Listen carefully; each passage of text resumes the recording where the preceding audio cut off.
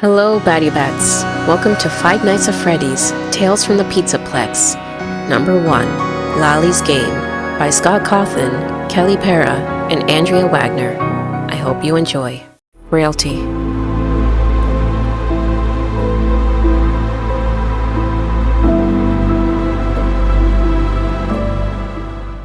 The night was cold. Raindrops scattered across the road like tiny pellets. The flash of red and blue emergency lights reflected off the wet pavement and the wreckage of a crashed sedan against a broken tree. "Come on, kid. Stay with me. Stay with me," Jack, the EMT, whispered. Drops of rain rolled off his face while he pumped his hands against the rib cage of a teenaged boy. "Clear!" his partner Dave yelled. Jack raised his arms as Dave charged an electric current into the boy's heart. The boy's body jerked on the wet gravel road. Jack started pumping the kid's chest again. "Come on, kid. Come back to us." "Still no pulse, Jack.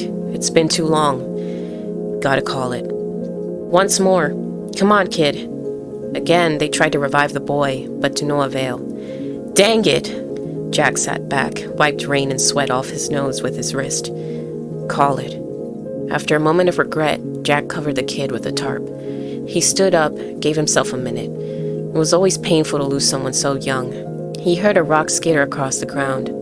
Jack swiveled his head toward the black brush from behind the tree. Was someone there? Maybe an animal? Couldn't see anything through the curtain of rain.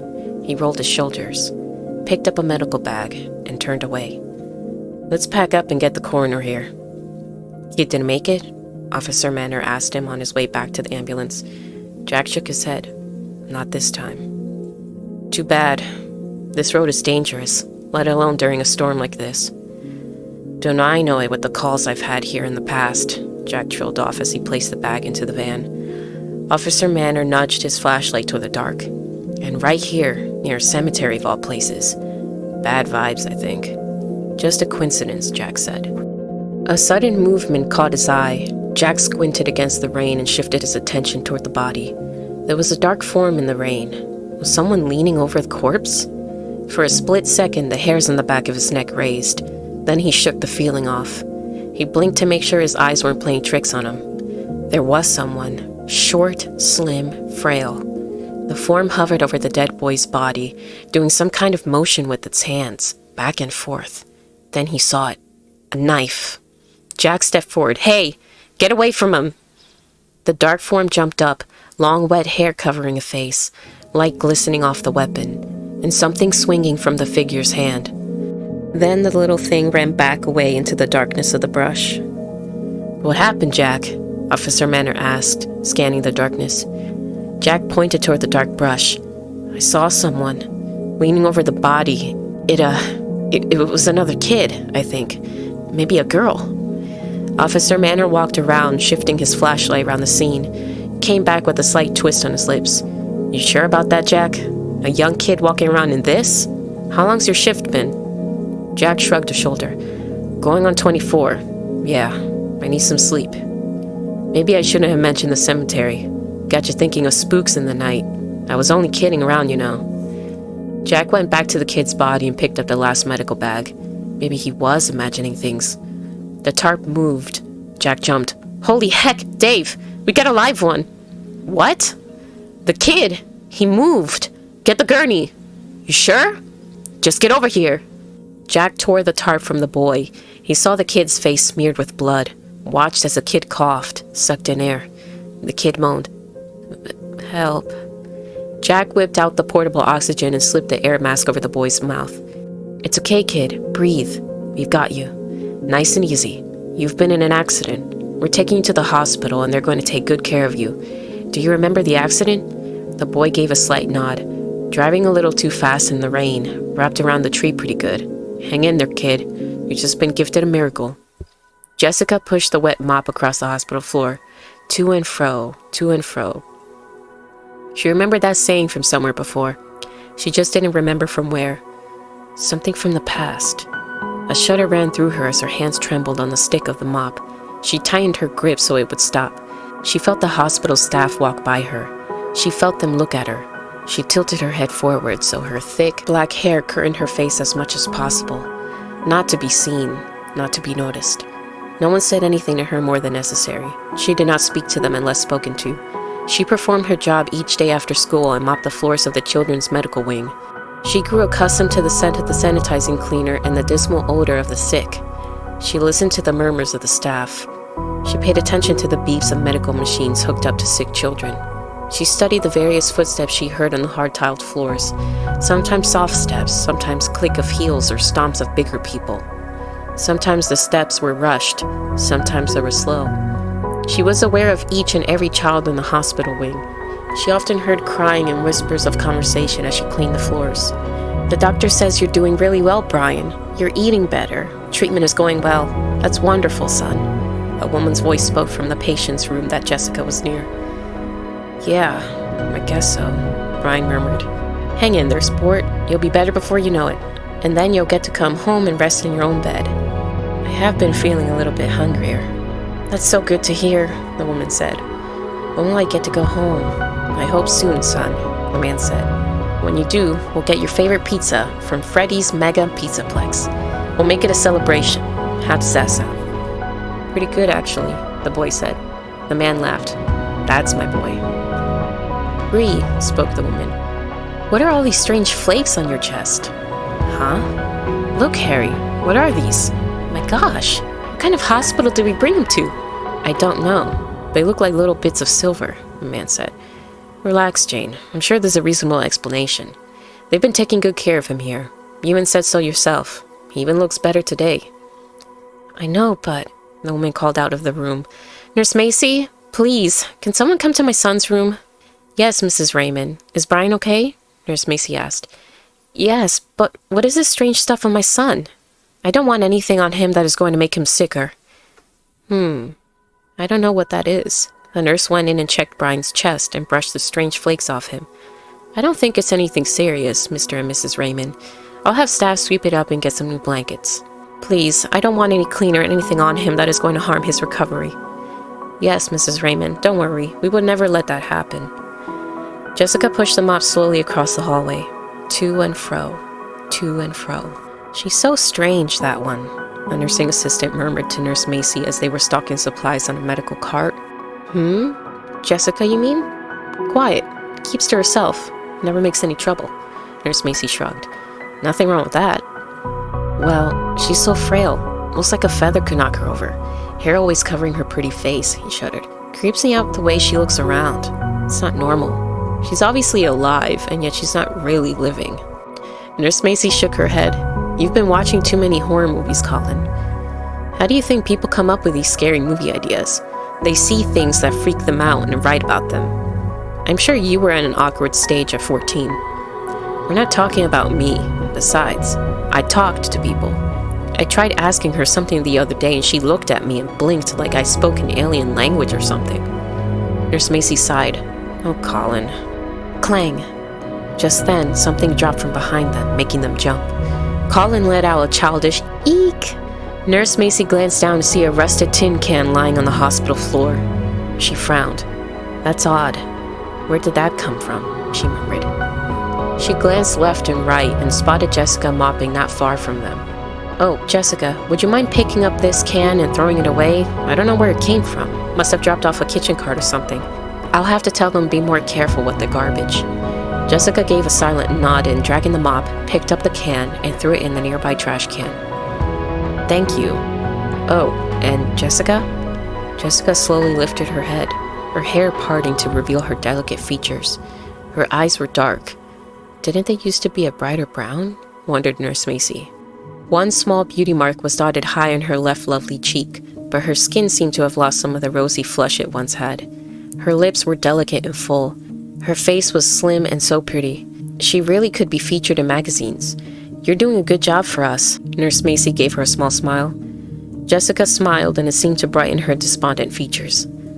"I'm glad," Jessica spoke quietly, but the glad didn't reach her eyes. "I bet you're a big help at home with your family. Do you help with cleaning around the house with your mom or dad?"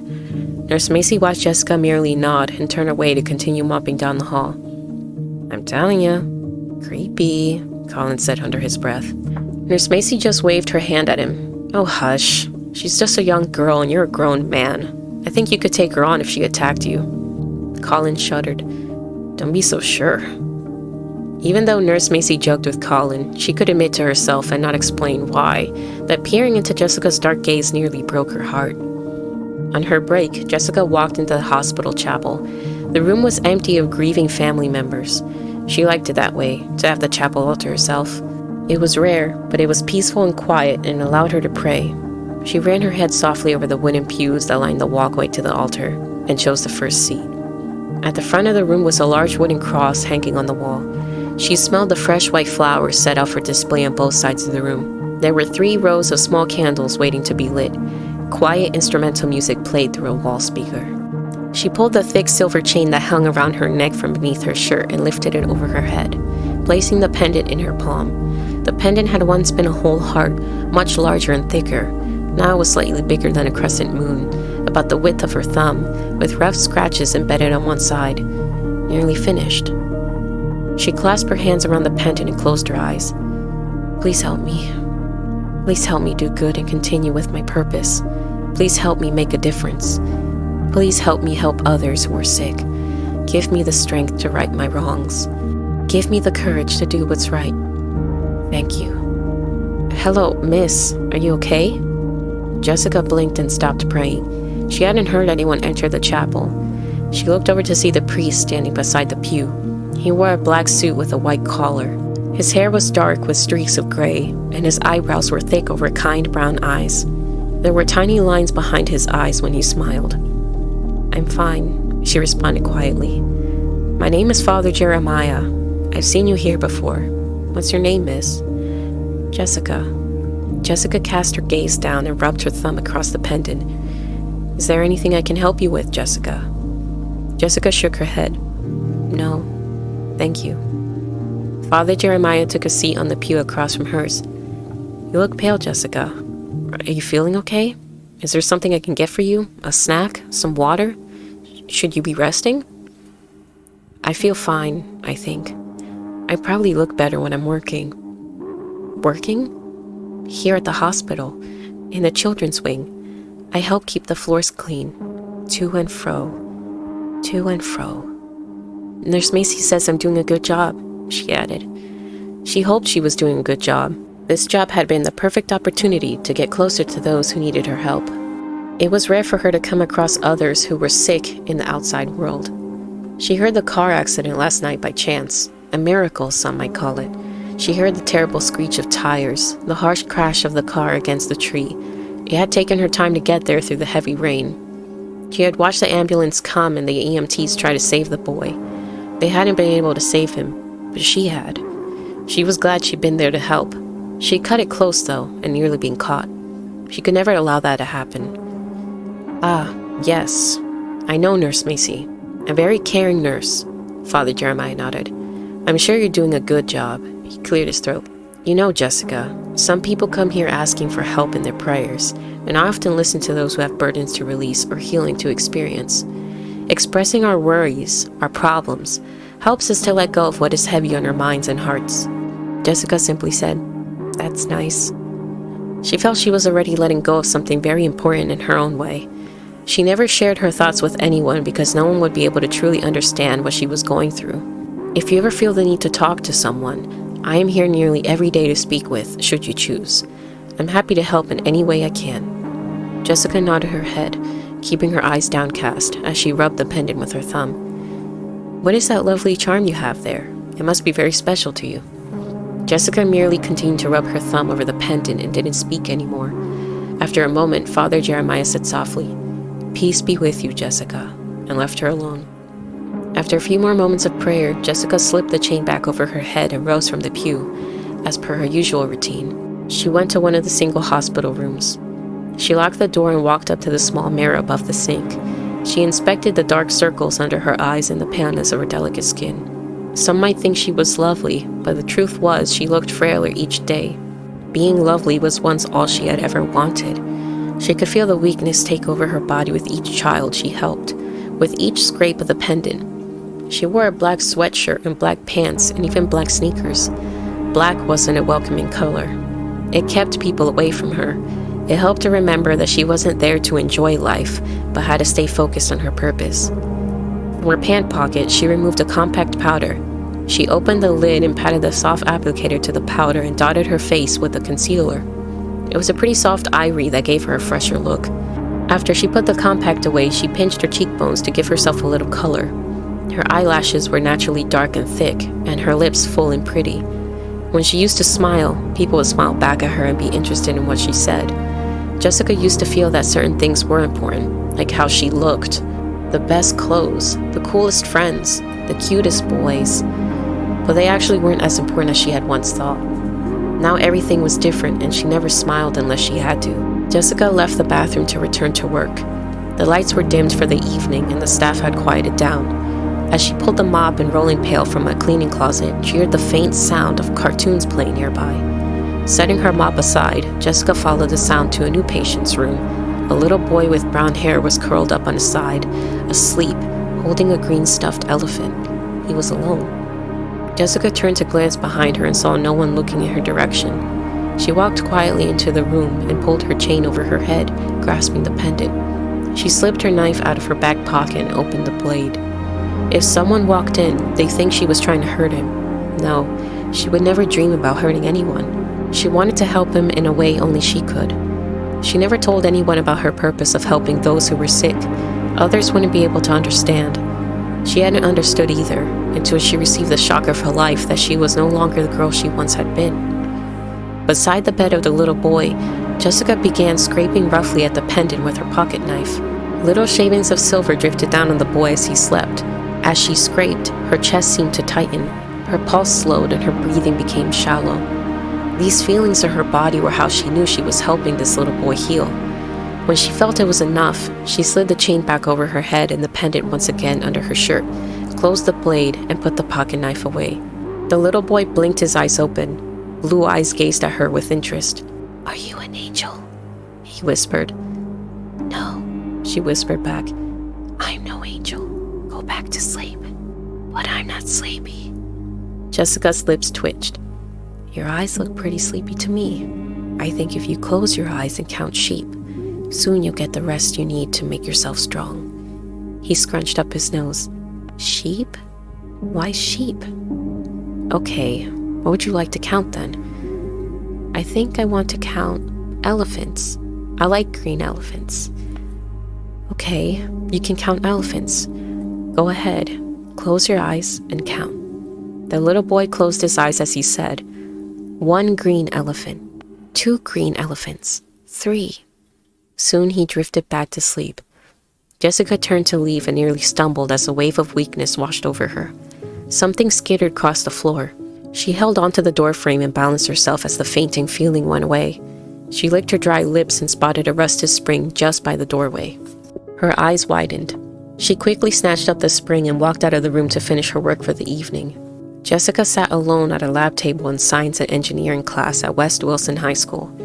She preferred sitting alone, but it always seemed to happen naturally. No one dared sit next to the weird girl who barely spoke, who barely participated in their world. She felt tired and distant. Mrs. Willoughby was droning on about a new project, and if she let herself, Jessica could drift off to another place in her mind, away from this present reality. She wasn't sure why she continued to go to school. Maybe it was to keep up the pretense. Her old life was now far behind her. There really was nothing here for her other than she didn't want to make things difficult by drawing attention to herself, by missing school or even getting bad grades. She really could do without the many scents of perfume, body odor, and junk food that surrounded her every day. The boring lectures, the teenage gossip, the stares from teachers and students, and not to mention the overall loudness of school, pounding feet, yelling voices, slamming lockers, music playing, cursing, crying, and laughing. So much noise. So many constant reminders of kids her age who were normal, with friends, teenage problems, and families at home who loved them, even if they didn't always remember to be grateful for them. Jessica had a home once. She'd had a family. She had everything, and one day she gave it all up by making the wrong choice. If there was one thing Jessica had learned in her life, it was that some choices couldn't be reversed, and the only thing to do was move forward the best that she could. "Look, it's a creepy girl," a student whispered behind her. Someone giggled. "She barely speaks. What's the matter with her?" Another girl wanted to know. "She's like a mannequin who barely moves." Mark Johnson says she creeps around the graveyard. Oh my gosh, like a freaking zombie. Who would have thought West Wilton High would have its very own Walking Dead? Jessica didn't say a word. She heard it all before. Zombie girl, mannequin, dark witch, the walking undead. Although she did her best not to draw attention to herself, she still did. Just not the kind of attention she used to receive. She'd become the target of mean gossip, teasing, and sometimes pranks. Overall, she was a loner. A girl who was often avoided as she walked school hallways or sat in the cafeteria at lunch, which suited her just fine. The more she was avoided, the easier it was to check out of this present high school reality. There were a few more whispers from the girls before something small hit the back of her head and dropped to the floor. More laughs erupted, even some laughs from the surrounding students. Jessica smoothed her hair down with her hand, unbothered. "Girls," Mrs. Willoughby scolded. "Is there a problem?" Mrs. Willoughby was on the younger side as a teacher. She wore dark-rimmed glasses and often sported a black ponytail. She was one of those teachers who spoke with her hands and was eager for class participation. She seemed to leave Jessica alone, though. One of the girls cleared her throat. "No problem, Mrs. Willoughby." "I would hope not. I think you girls would rather be out with your friends at lunch than helping me clean up the science lab today." "No, we're good, Mrs. Willoughby." "Thank you. You are so kind. Now may I continue without being rudely interrupted?" "Yes, Mrs. Willoughby," the girls answered together. At the lab table next to her, a boy picked up the used eraser that had bounced off Jessica's head. He tossed it back at the girls. "Real mature," he muttered. "What's his problem?" the girl whispered, annoyed. "He's new. He doesn't know the reality of Zombie Girl." Jessica glanced at the boy and then looked away. He was indeed new to school. "Okay, class, choose your partners," Mrs. Willoughby announced with a clap of her hands. "Make sure to choose someone you know you can get work accomplished with instead of someone to goof around with until the last minute. This will be 50% of your quarter grade, so make it good." Jessica blinked. Choose your partners? What had she missed? The new boy stood and came to her table. "Hi," he said. "Want to be partners in the project?" Jessica swallowed hard. She supposed she had to. It wasn't like she'd get another offer. She nodded. He sat next to her in the empty chair. "I'm Robert." "Jessica." "This project is going to be kind of cool, huh?" Jessica slowly nodded, unsure what it was about. She hadn't been paying attention. Robert had an athletic build with honey hair, hazel eyes, and golden skin. He wore a pale blue-collared t-shirt and faded jeans. There was a braided leather bracelet on his right wrist. He was the kind of boy from whom she would have wanted attention in her old life. Now she wished she was invisible. "I transferred from out of town," he continued. "My dad is an engineer and got a new job here. He was excited about this class for me." Robert brushed his hair back with his hand. "Were you excited?" Jessica flinched. What was she doing? She was supposed to keep to herself. "Yeah, it's fun, building stuff. But this will be my first time in a class like this." Jessica nodded. She used to think building stuff was fun, too. "Those girls were acting dumb," he said quietly, with a shrug of his shoulders. "There were girls like that in my other school. I never hung out with them.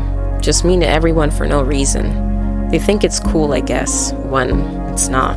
It doesn't bother me." He lifted his eyebrows. "Really? That's cool. Most people wouldn't say that." Then he smiled. "I can't believe we get to build our own mini robot." Jessica stared off in the distance. "Oh, perfect." After school, Jessica was seated at a table in the school courtyard, waiting for Robert.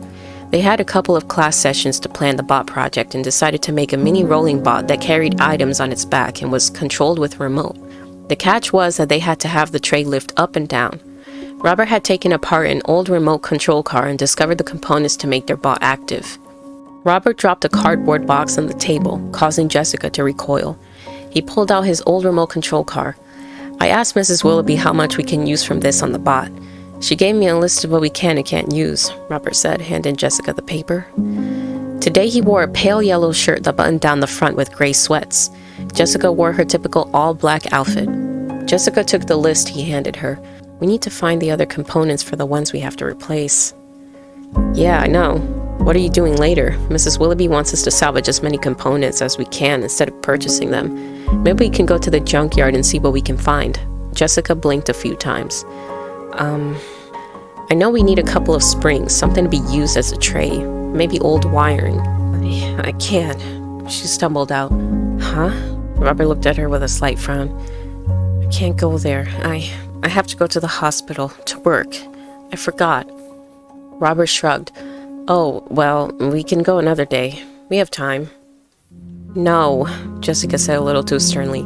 She could feel her insides begin to shake. She started to pack her notebook into her bag. I have to go. Now? I thought we were going to work on the project.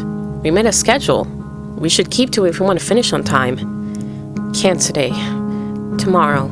You can go to the junkyard, okay? It's not my thing. All right. It's for the project, you know? It's not like I like to hang out at junkyards either. Are you okay? He grabbed Jessica's wrist and Jessica pulled away as if stung. Are you sick or something? You look a little pale. I don't feel well. Do you want me to walk you home? It's not a problem. I can come with you. Maybe you shouldn't be by yourself. No, I don't need help, okay? I'll see you tomorrow. She grabbed her bag and quickly rushed from the table. She felt faint, as if she could just keel over any second. She managed to make it off school grounds and lean against a tree for support. She grabbed her pendant with a shaky hand and closed her eyes. Her breath filtered out of her mouth quickly. Everything is going to be okay. Everything is going to be okay.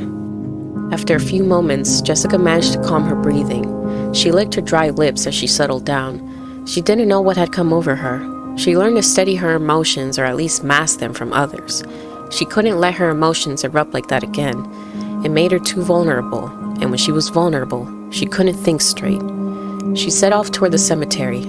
The wind had picked up and was blowing her hair wildly. The cemetery had become her sanctuary in the recent months, a quiet, peaceful place.